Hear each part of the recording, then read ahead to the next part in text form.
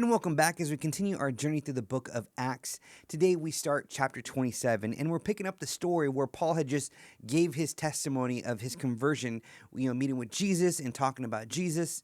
And Agrippa was like, man, if he had not appealed to Caesar, he would be a free man by now. So we continue this journey as Paul is now on his way to Rome. Now, we're going to read this portion of scripture and pull out timeless truths like we always do, but I got to warn you. There's a lot of names I don't know, and so I'm not trying to be funny, and I don't want to butcher all these names, so I might skip a couple names. Just hang in there with me. We're going to read verses 1 through 8. Let's dive in. And when it was decided that we should sail for Italy, they delivered Paul and some other prisoners to a centurion of the Augustan cohort named Julius. And embarking in a ship of Adramyttium, which was about to set sail to the ports along the coast of Asia, we put to sea, accompanied by Artishicus, a Macedonian from Thessalonica. The next day we put in at Sidon, and Julius treated Paul kindly and gave him leave to go to his friends and be cared for. And putting out to sea from there, we sailed under the lee of Cyprus, because the winds were against us. And when we had sailed across the open sea along the coast of Sicilia and Pamphylia, we came to Myra in Lycia. There the centurion found a ship of Alexandria sailing for Italy and put us on board. We sailed slowly for a number of days and arrived with difficulty off of Snudis. And as the wind did not allow us to go farther, we sailed under the lee of Crete off Siloam. Coasting along it with difficulty, we came to a place called Fair Havens, near which was the city of Lasea. So just after testifying before Agrippa II and Bernice and many of the prominent influential leaders, Paul was finally placed on a ship bound for Rome.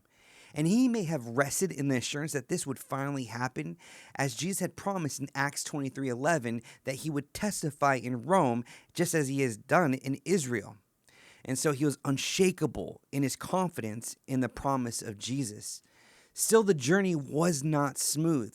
And though he was traveling at the fastest means possible in that day, he was still vulnerable to the forces of nature.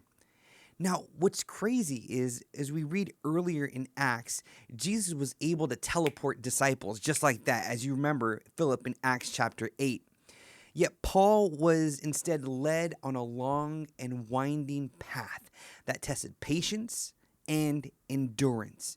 Even so, moments of grace broke through as Julius, the centurion, showed Paul kindness, granting him the freedom to visit friends who refreshed and cared for him along the way. The central truth is this: Paul was going to Rome because Jesus said he would. And that promise was enough.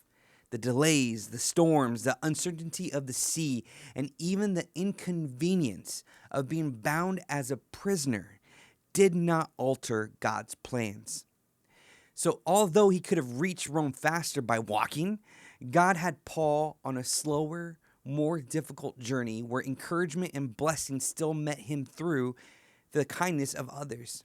Now, in the same way, when God speaks, his word will come to pass. Our timelines may stretch longer than we even expect. Our paths may feel hindered by setbacks, but his provision meets us along the way, reminding us that his promises stand firm. And so, church, I just want to encourage you right now. Maybe you're in a season of feeling contrary to the sea. You're in that storm. You're like, God, I'm trying to live for you, but life is even harder. I just want to encourage you that, number one, it's just a season. It's only temporary. It will not be forever. Number two, God is with you even in the storm. And as he told you to take a step, or as he has led you and you've been taking a step by faith, trust that he is with you every single step of the way. And number three, instead of looking at what's going around you in the negative or as, oh man, another setback, or oh man, another attack, look for the fingerprint of God. And what I mean by that is look at the blessings that God has given you despite what's going on. And maybe that's a kind word, a note, an email, maybe even a worship song, or even a sense of his presence of closeness that you haven't experienced in such a long time.